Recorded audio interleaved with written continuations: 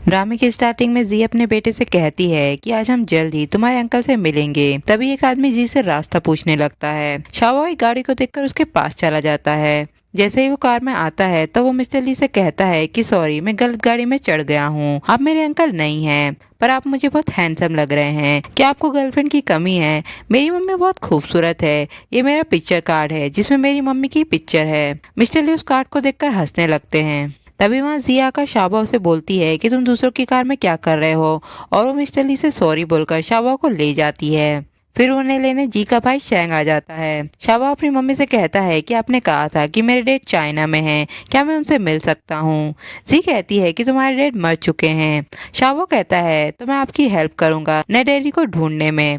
जी कहती है कि मेरे पास तुम हो, यही मेरे लिए काफी है। दूसरी तरफ ऑफिस में मिस्टर ली शाबा को याद कर रहे होते हैं। वो कहते हैं कि उस बच्चे की आंखें उस रात की लड़की से इतनी मिलती जुलती क्यों हैं। दूसरी तरफ जी शूटिंग के लिए सेट पर आ जाती है। वो सोचती है कि शाबा वो बड़ा हो रहा है, मुझे ज्यादा पैसा कमाने का रास्ता ढूंढना होगा। खुशनसीबी से नई एजेंसी ने मुझे साइन कर लिया है। तभी एक आदमी आकर उससे कहता है कि डायरेक्टर ने आपको सीन शूट करने के लिए बुलाया है। उसी वक्त लीन के पास शेंग का कॉल आता है। वो कहता है कि शाबा गायब हो गया है। लीन जाने लगती है। मिस्टर हाउ कहते हैं कि तुम कहाँ जा रही हो, क्या तुम एक्टिंग नहीं करना चाहती? लीन कहती है कि मेरे घर पर कोई इमरजेंसी हो गई है, मुझे जाना है, और वो चली जाती है। बाहर आकर लीन को मिस्टर ली का कॉल आता है। वो कहते हैं कि आप शाबा की मॉम हैं, शाबा मेरी कंपनी में है, यहाँ आकर उसे ले जाइए। फिर जी मिस्टर ली की कंपनी में आ जाती है और वो शाबा से कहती है कि तुम इधर उधर क्यों घूम रहे हो। शाबा कहता है कि मैंने फिर से गलत गाड़ी पकड़ ली थी, पर इस खूबसूरत अंकल ने मेरी हेल्प की, आपको इन्हें हमारे घर पर खाना खाने के लिए बुलाना चाहिए। फिर वो मिस्टर ली से कहता है कि मेरी मम्मी बहुत अच्छा खाना बनाती है, आपको खाकर रिग्रेट नहीं होगा। मिस्टर ली की नजर उसकी रिंग पर जाती है जो शाबा ने गले में पहन रखी होती है, और वो हाँ कह देते हैं। शाबो कहता है ठीक है, तो आप हमारे साथ हमारे घर चलिए। घर आकर मिस्टर ली शाबो से कहते हैं कि तुम्हारी गर्दन पर जो पेंडेंट है, क्या तुम मुझे वो दिखा सकते हो? शाबो उन्हें वो रिंग दिखाता है। मिस्टर ली कहते हैं कि ये तो वही रिंग है जो उस रात मैंने उस लड़की के पास छोड़ी थी, इसमें मेरा नाम भी लिखा है। वो शाबो से कहते हैं कि तुम्हें ये रिंग कहाँ से मिली? शाबो कहता है कि ये तो मेरी मम्मी ने मुझे दी है। मम्मी ने मुझसे कहा है कि मेरी डैडी की छोड़ी हुई चीज है, पर अब वो इस दुनिया में नहीं है, इसलिए मैं अपनी मम्मी के लिए नया डैडी ढूंढना चाहता हूँ, फिर मेरी मम्मी को कोई परेशान नहीं करेगा। तभी मिस्टर ली को कंपनी से कॉल आ जाता है। वो शाबा को अपना कार्ड देकर कहते हैं कि अगर किसी भी चीज की जरूरत हो तो मुझे कॉल करना, और वो शाबा के सर पर हाथ फेरकर उसके बाल तोड़कर ले जाते हैं।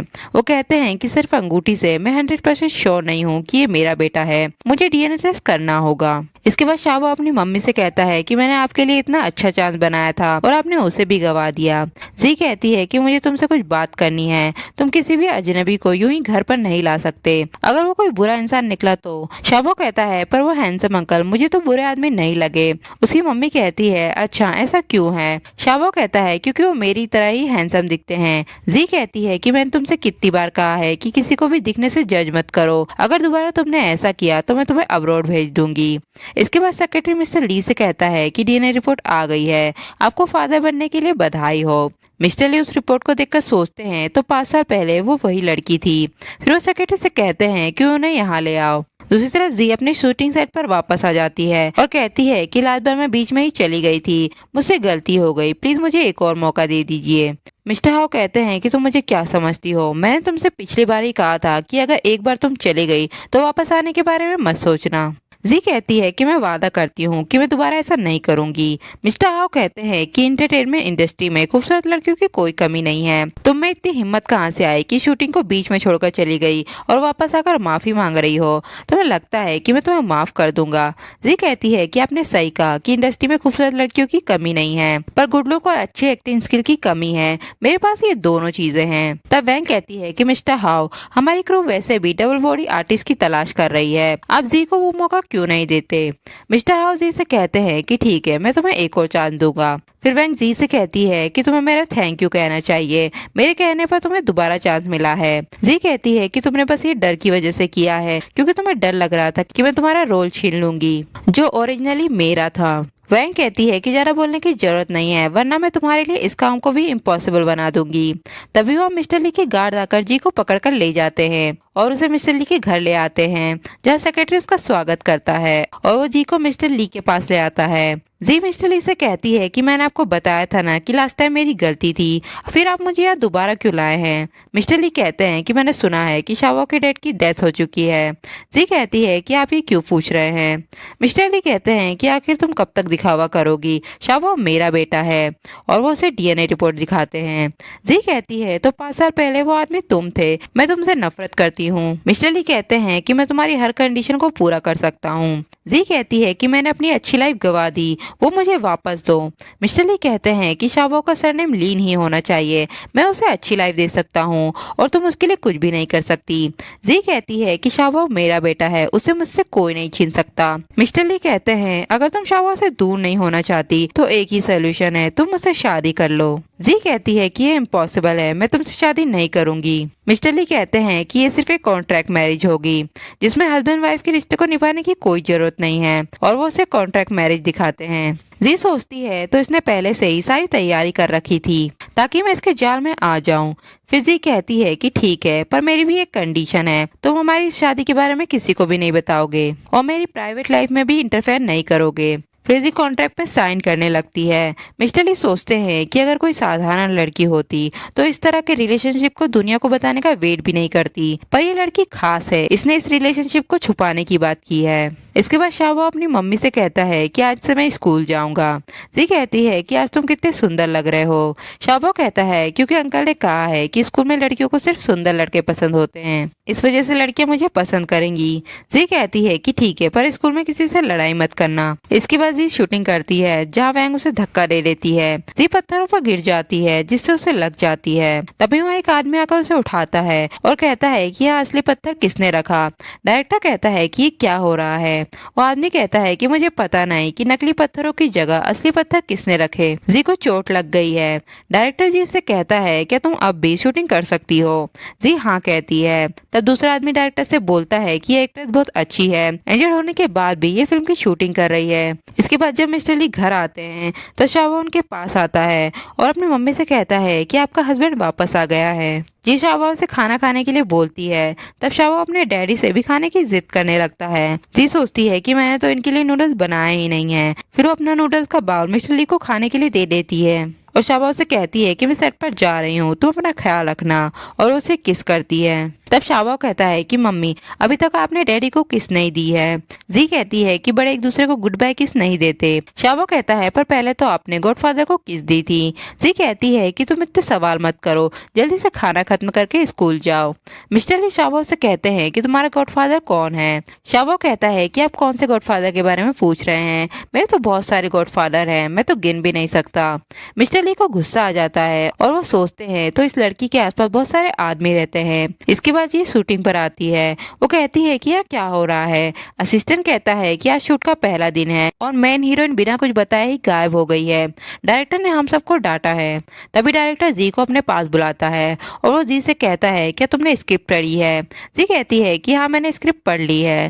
डायरेक्टर कहता है तो अगला सीन तुम शूट करोगी। जी कहती है तो आप मुझे बॉडी डबल की जगह फीमेल लीड का रोल दे रहे हैं। डायरेक्टर कहता है हाँ, अब तुम जाकर रेडी होकर आओ। इसके बाद ये शूटिंग से लेट आती है।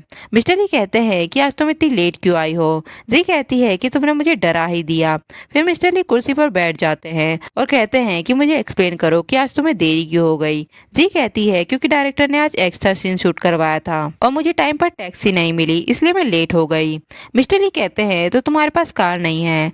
जी सोचती है अगर मेरे पास इनके जैसी अच्छी कार होती तो क्या मुझे इतना हार्डवर्क करना पड़ता। मिस्टर ली कहते हैं कि आगे से लेट आने पर मुझे बताना। जी कहती है कि मुझे नहीं पता था कि तुम मेरा वेट करोगे। मिस्टर ली कहते हैं कि तुमने ऐसा क्यों सोचा कि मैं तुम्हारा वेट नहीं करूंगा, तुम्हारी वजह से मैं इतनी देर से जाग रहा हूँ, और वो गुस्से में चले जाते हैं। इसके बाद मेकअप रूम में प्रोड्यूसर आकर कहता है कि एनरन किसी वजह से उस दिन शूटिंग पर नहीं आ पाई थी, लेकिन आज वो वापस शूट पर आ गई है। मैं होप करता हूँ कि आप सब अच्छे से शूटिंग करेंगे। इसके बाद डायरेक्टर जी की लिखी हुई स्क्रिप्ट उठाता है। वो कहता है तो ये स्क्रिप्ट तुमने खुद से लिखी है। जी कहती है मुझे कैरेक्टर के बारे में पता लगाकर उनके बारे में लिखना पसंद है। डायरेक्टर कहता है कि अच्छा है, पर ये एनरन वापस आ गई है, मैं तुम्हें फीमेल लीड का कैरेक्टर नहीं दे सकता, पर मैं तुम्हें एक और कैरेक्टर दिलाने में हेल्प करूंगा। वैसे वो सपोर्ट सपोर्टिंग रोल है पर वो बुरा नहीं है। इसके बाद सेक्रेटरी मिस्टर ली से कहता है कि कार की सारी प्रोसीजर पूरी हो गई है, आप खुद चलाकर देख सकते हैं। मिस्टर ली कहते हैं कि उस कार को जी के पास भेज दो। सेक्रेटरी कहता है कि मुझे मिस जी के बारे में कुछ पता चला है, सेट पर उनसे मेन लीड का कैरेक्टर छीन लिया गया है। आपको नहीं लगता कि हमें कुछ करना चाहिए? मिस्टर ली कहते हैं कि नहीं, तुम जाओ यहाँ से। इसके बाद सेट पर एक नई कार आती है। सभी लोग बोल रहे होते हैं कि ये कार तो नई BMW है जो इसी साल लॉन्च हुई है। लगता है ये कार मिस येन रेन की है। तभी वो कार जी के सामने आकर रुक जाती है। उसमें से ड्राइवर निकलकर बोलता है कि मिस जी प्लीज कार में बैठ जाइए। जी कहती है कि आपने शायद किसी गलत इंसान को पहचाना है। ड्राइवर कहता है कि मुझे मिस्टर ली ने यहाँ भेजा है, अब से मैं आपको पिक एंड ड्रॉप करूंगा। जी कार में बैठ जाती है। तभी सब लोग बोलते हैं कि इसने तो अभी अभी डेब्यू किया है, ये इतनी अच्छी कार कैसे खरीद सकती है। येनन अपने असिस्टेंट से कहती है कि जी की इंफॉर्मेशन निकालो और पता करो कि उसके पीछे कौन है। घर आकर जी मिस्टर ली से कहती है कि आपने मुझे कार क्यों दी, ये गिफ्ट बहुत महंगा है, मैं इसे एक्सेप्ट नहीं कर सकती। जब भी मैं सेट पर जाती हूँ तो सब लोग मेरे आसपास इकट्ठा हो जाते हैं, मुझे उनसे डर लगता है। मिस्टर ली कहते हैं कि तुम एक एक्ट्रेस हो और तुम्हें लोगों को देखकर डर लगता है। मैंने ये तुम्हारे लिए नहीं किया है, मैंने तो बस तुम्हें कार उधार में दी है ताकि तुम लेट ना हो और शाबाओ को कोई परेशानी ना हो। जी कहती है ओ तो आपने ये सब शाबाओ के लिए किया है। वो सोचती है कि मुझे ऐसा लगा जैसे इन्होंने ये सब मेरे लिए किया है, शायद मैं कुछ ज्यादा ही इमोशनल हो रही हूँ। इसके बाद मिस्टर ली सोच रहे होते हैं कि जी बाकी लड़के से बहुत अलग है, वो इतने सालों से अपने बच्चे को खुद अकेले ही पाल रही थी और वो मुझसे उधार भी नहीं लेना चाहती। तभी वहाँ शाबा होकर बोलता है कि डैडी आप मेरी मम्मी के बारे में सोच रहे हैं ना। मिस्टर ली कहते हैं कि ऐसा नहीं है। शाबा कहता है पर आप आधे घंटे से एक ही पेज को क्यों देख रहे हैं, आप इस तरह शर्माओ मत, मैं आप पर हंसूंगा नहीं। मिस्टर ली कहते हैं कि मैं काम के बारे में सोच रहा हूँ। शाबा कहता है कि मैं स्कूल में बहुत पॉपुलर हूँ, लड़कियों को मनाने के लिए एक गिफ्ट देने से काम नहीं चलेगा क्योंकि लड़कियां सोचती हैं कि आप उसे दूर करने के लिए पैसों का यूज कर रहे हैं। क्या आपको पता है कि लड़कियां सबसे ज्यादा क्या चाहती हैं? चाहे कैसा भी टाइम हो, ऐसा बॉयफ्रेंड जो उसके साथ हमेशा रहे। मिस्टर ली कहते हैं कि तुम्हें ये सब कैसे पता? शाबा कहता है कि ये मुझे मेरे अंकल ने सिखाया है। मिस्टर ली सुन के सोचते हैं कि ये वुमन कितने आदमियों को जानती है, पहले बहुत सारे गॉडफादर थे और अभी ये अंकल और आ गया। शाबा कहता है कि आपको बहुत हार्ड वर्क करना होगा मम्मी को पाने के लिए। मिस्टर ली कहते हैं कि तुम्हें कुछ बातें जानना जरूरी है। पहली कि वो ऑलरेडी मेरी वाइफ है, मुझे उसका पीछा करने की जरूरत नहीं है, और दूसरी ये कि मैंने उसे इम्प्रेस करने के लिए कार गिफ्ट नहीं की है, और तीसरी ये है कि अगर तुमने दोबारा मुझसे ऐसी बातें की तो मैं वो सभी मॉडल वापस ले लूंगा जो मैंने तुम्हें दिए थे। शाबा सोचता है कि मेरी डैडी तो बहुत घमंडी है, नेक्स्ट टाइम मुझे अपनी स्ट्रेटेजी चेंज करनी होगी। इसके बाद जी की असिस्टेंट बोलती है कि आज सेट पर मुफई आया है, वो इस ड्रामे में मेन लीड है। मैंने इस इंडस्ट्री को ज्वाइन सिर्फ उसे देखने के लिए किया था, मुझे नहीं पता था कि जब के पहले ही दिन मुझे उन्हें देखने का मौका मिलेगा। जी सोचती है अगर इसको उसका असली चेहरा पता चल गया तो इसका दिल टूट जाएगा। इसके बाद डायरेक्टर जी को फई से इंट्रोड्यूस करवाता है। वो कहता है कि हमारे ड्रामे का मेन लीड है जो नियाली का रोल प्ले करेगा, आप दोनों को एक दूसरे को जानना होगा। जी फई से हाई बोलती है। फई उसके पास आकर बोलता है कि तुम बहुत खूबसूरत दिखती हो, हार्ड वर्क करो, मैं तुम्हें लाइक करता हूँ। जी कहती है कि आपने अभी क्या कहा?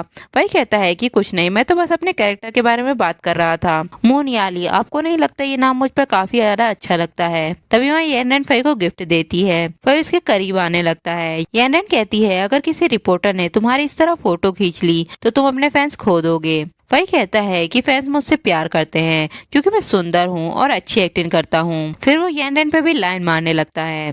देखिए असिस्टेंट चौंक जाती है। वो कहती है तो मुफई रियल में ऐसा है, मैं जिस मुफई को जानती थी वो तो अजनबियों से दूर रहता था, वो ऐसा बैड बिहेवियर वाला आदमी नहीं था। जी कहती है कि फ्यूचर में इसी तरह कई बार तुम्हारा भ्रम टूटेगा। इसके बाद ऑफिस में शाबा अपने डैडी को फई की फोटो दिखाता है। वो कहता है कि ये मम्मी के ड्रामे में मेन लीड है, वो बहुत रोमांटिक है, ड्रामे में मम्मी उसका पीछा करती रहती है। मिस्टर ली कहते हैं कि तुम्हें कैसे पता? शाबा कहता है क्योंकि मैंने मम्मी की स्क्रिप्ट पढ़ी थी, मैंने सुना है कि वो एक्टर लड़कियों को इम्प्रेस करने में बहुत अच्छा है, अगर शो की वजह से मम्मी को उससे प्यार हो गया तो हमें चलकर मम्मी से बात करनी चाहिए। मिस्टर ली कहते हैं कि हाँ चलो। इसके बाद शाबा और मिस्टर ली सेट पर जी के साथ लंच करते हैं। मिस्टर ली पानी मांगते हैं, तब जी गलती से उनके कपड़ों पे पानी गिरा देती है। फिर वो मिस्टर ली को साफ करने लगती है। शाबा उन्हें देखकर वहां से चला जाता है। फिर जी मिस्टर ली की पैंट पोंछते पोंछते अचानक रुक जाती है मिस्टर ली कहते हैं कि तुम रुक क्यों गई। जी कहती है कि तुम खुद साफ कर लो। मिस्टर ली कहते हैं कि गलती तुमने की है और अब तुम भाग रही हो। जी कहती है कि मैंने तुमसे माफी मांग ली है। मिस्टर ली कहते हैं पर मैंने तुम्हारी माफी एक्सेप्ट नहीं की, और वो जी का हाथ पकड़कर उसे किस करने लगते हैं। इसके बाद फई जी से कहता है कि चलो आज रात साथ में खाना खाते हैं। जी कहती है पर आज मेरी अपॉइंटमेंट है। फई कहती है ओ अच्छा, तुम्हारा छोटा बेटा, उसे भी अपने साथ ले आओ, मैंने उसे कितने टाइम से नहीं देखा। फिर वो कहता है कहीं सच में तुमने मेरी एब्सेंस में कोई और आदमी तो नहीं ढूंढ लिया। ये सुन के जी को मिस्टर ली के साथ बिताए हुए मोमेंट याद आने लगते हैं और वो शर्माने लगती है। फई कहता है कि तुम सच में मेरी पीठ के पीछे किसी और आदमी को सर्च कर रही हो। जी कहती है कि चुप रहो, मैं तो बस अपने बेटे के बारे में सोच रही थी।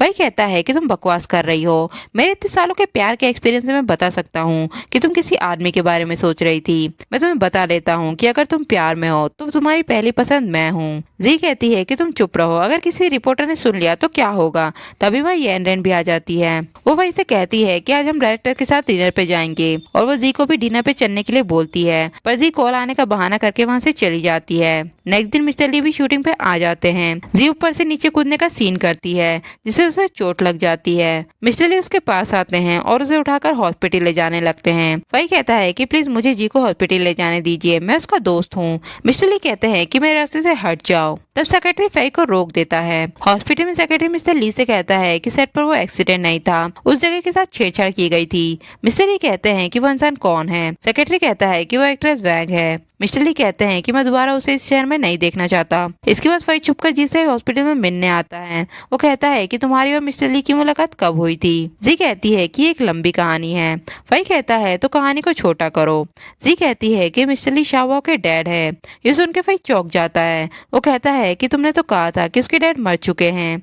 जी कहती है कि वो अचानक मेरे सामने आ गया, मुझे पहले नहीं पता था कि शाओ के डैड कौन है, पर शाओ हमेशा से एक फादर का प्यार चाहता था, मैं ये सब उसके लिए ही कर रही हूँ। वही कहता है कि अगर तुम अपने बेटे को एक फैमिली देना चाहती हो तो मैं भी ये कर सकता हूँ। मिस्टर ली एक बिजनेसमैन है, वो बिना किसी प्लान के कोई सौदा नहीं करेगा। अगर तुम्हें डर लग रहा है कि वो शाओ को तुमसे चुरा लेगा तो मैं तुम्हारी हेल्प करूंगा उसकी कस्टडी लेने में। जी कहती है कि मैं चाहे कुछ भी कर लूं पर मैं मिस्टर ली से मुकाबला नहीं कर पाऊंगी। मुझे पता है कि तुम मेरी परवाह करते हो, पर तुम्हें मुझ पर ट्रस्ट करना होगा। मैं इस मैटर को खुद से सॉल्व कर लूंगी। वैसे भी वो मेरे साथ सिर्फ शाओ के लिए हैं और हमारा रिश्ता सिर्फ एक कॉन्ट्रैक्ट का रिश्ता है। वही कहता है अगर एक दिन वो किसी और विमन से शादी कर लेगा तो तुम शाओ को और खुद को कैसे संभालोगी। मुझे उम्मीद है कि तुम इन सब चीजों के बारे में जरूर सोचोगी। इसके बाद जी सेट पर आ जाती है। वो शाओ से वीडियो कॉल पर बात कर रही होती है। तभी वही जी के हाथ से मोबाइल ले लेता है और शाओ से कहता है कि तुम्हारी मॉम और मैं एक नया रिश्ता डेवलप कर रहे हैं। जी कहती है कि इसकी बकवास पर ध्यान मत देना, हम दोनों स्क्रिप्ट पर बात कर रहे थे। ये सुन के मिस्टर ली को गुस्सा आने लगता है। शाओ अपने डैड से कहता है कि आप इस तरह बैठे नहीं रह सकते, वरना वो फई अंकल मम्मी को चुरा लेंगे। जब हम अब्रॉड में थे तो वो मम्मी का बहुत ख्याल रखते थे। मिस्टर ली कहते हैं तो तुम उसे अब्रॉड से जानते हो। शाओ सोचता है कि मेरे मुंह से क्या निकल गया। मिस्टर ली उससे कहते हैं कि मुझे साफ साफ बताओ। शाओ कहता है कि अंकल फई और मेरी मम्मी बहुत अच्छे दोस्त हैं, वो मम्मी को बहुत लाइक करते हैं, पर वो मुझे अपने फादर के रूप में सुटेबल नहीं लगते हैं। फिर बाद में अचानक वो गायब हो गए थे, डेट पे गए बिना। मिस्टर ली कहते हैं कि तुम्हारी मम्मी भी उसे लाइक करती है। शाओ कहता है कि बिल्कुल भी नहीं। इसके बाद मिस्टर ली जी के सेट पर आते हैं जहाँ वो सो रही होती है। वो उसकी कार में चढ़ते हैं, जी की आंख खुल जाती है और वो उन्हें थप्पड़ मार देती है। मिस्टर ली कहते हैं कि ये तुम क्या कर रही हो। जी कहती है कि मैंने ठीक से नहीं देखा था, मुझे लगा कि कोई और है। मिस्टर ली कहते हैं कि मैं स्पेशली तुम्हें यहाँ देखने आया था, मैं तुम्हें जगाना नहीं चाहता था। जी कहती है कि मुझे माफ कर दो। मिस्टर ली कहते हैं क्या तुम्हें याद है कि लास्ट टाइम तुमने मुझसे कैसे माफी मांगी थी, और वो उसे किस करने लगते हैं। जी कहती है कि तुम्हारा फोन बज रहा है। सेक्रेटरी मिस्टर ली से कहता है कि आपकी मीटिंग होने वाली है, जल्दी यहाँ आ जाइए वरना आप लेट हो जाएंगे। मिस्टर ली कहते हैं कि ठीक है। इसके बाद मिस्टर ली ऑफिस में बैठे बैठे सोच रहे होते हैं। तभी सेक्रेटरी उनके पास आता है। वो सेक्रेटरी से कहते हैं कि लड़कियों को कौन सा सरप्राइज ज्यादा पसंद होता है। सेक्रेटरी कहता है कि आप मिस जी को सरप्राइज देना चाहते हैं ना। लड़कियों को ज्यादातर फूलों का बकेट बहुत पसंद है और कपड़े या फिर मेकअप का सामान। मिस्टर ली कहते हैं तो जाओ और कल सेट पर फूल भेजने में मेरी हेल्प करो। इसके बाद जी का सेट गुलाब के फूलों से सज जाता है। सभी लड़कियां आपस में बात कर रही होती हैं कि ये तो सच में फूलों का समुद्र है। मैं 1 साल की सैलरी बचाकर भी इसे नहीं खरीद सकती। मेरा बॉयफ्रेंड तो मेरे लिए एक फूल भी नहीं खरीदता। तभी डायरेक्टर आकर येनरेन से कहता है कि हमें पता है कि तुम्हारे फैंस बहुत हैं, पर यहाँ शूटिंग चल रही है, इन फूलों से शूटिंग करने में प्रॉब्लम होगी। येनरेन कहती है कि सॉरी, मैं इस मैटर को सॉल्व कर दूंगी। तभी वहाँ एक लड़का साइन करवाने आता है। येनरेन उससे फूल हटाने को बोलती है, पर वो लड़का कहता है कि ये फूल नहीं हटाए जा सकते, ये मिस जी के लिए है। और इसी के साथ ये ड्रामा यही एंड होता है।